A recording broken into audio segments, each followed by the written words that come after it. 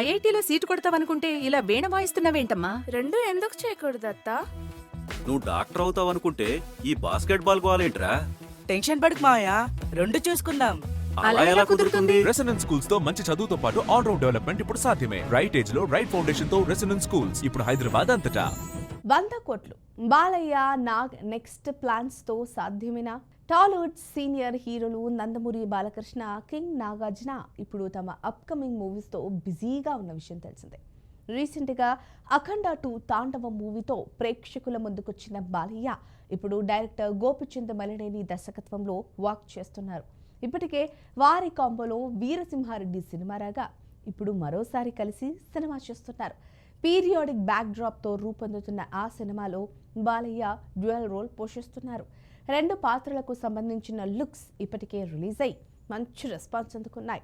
సినిమాపై ఆడియన్స్తో పాటు అభిమానుల్లో సూపర్ బజ్ క్రియేట్ చేశాయి. 2026 దసరాకు ఆ సినిమాతో బాలయ్య ప్రేక్షకుల ముందుకు రానున్నారనే టాక్ వినిపిస్తోంది. అదే సమయంలో నాగార్జున ప్రస్తుతం తన 100వ సినిమా చేస్తున్నారు.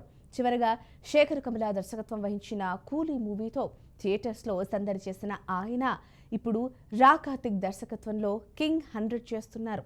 యాక్షన్ ఫ్యామిలీ డ్రామాగా సినిమా ఉండనుందని తెలుస్తోంది. నాగ్ కెరీర్లో ల్యాండ్ మార్క్ మూవీ కావడంతో అంతా భారీ అంచనాలు పెట్టుకున్నారు. అయితే ఇప్పుడు బాలయ్య నాగ్ షూటింగ్స్లో పాల్గొంటుండగా సోషల్ మీడియాలో కొత్త చర్చ మొదలైంది.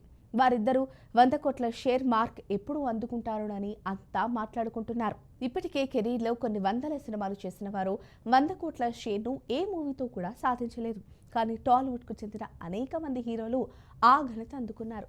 సీనియర్ హీరోల్లో చిరంజీవి, వెంకటేష్తో పాటు ప్రభాస్, ఎన్టీఆర్, మహేష్ బాబు, రామ్ చరణ్, అల్లు అర్జున్, పవన్ కళ్యాణ్ సహా పలువురు 100 కోట్ల షేర్ను ఆయా చిత్రాలతో ఇప్పటికే సాధించారు. అందుకే ఇప్పుడు బాలకృష్ణ, నాగార్జున వంతు మాత్రమే మిగిలింది. దీంతో తమ అప్కమింగ్ మూవీస్తో వారిద్దరూ ఆ మార్కును అందుకోవాలని అంతా కోరుకుంటున్నారు. నిజానికి బాలయ్య అఖండ, వీరసింహారెడ్డి, భగవంత్ కేసరి వంటి సినిమాలతో 100 కోట్ల షేర్ దగ్గరకెళ్లి ఆగిపోయారు. నాగార్జున కూడా సేమ్ అంతే. ఆయన నటించిన సోగ్గాడే చిన్ననాయన, బంగారాజు వంటి సినిమాలు 70 కోట్ల షేర్ వరకు రాబట్టాయి. అందుకే ఇప్పుడు అప్కమింగ్ మూవీలతో 100 కోట్ల షేర్ మార్కును నాగ్, బాలయ్య అందుకుంటారో లేదో అన్నది వేచి చూడాలి. మరి మీరేమనుకుంటున్నారు?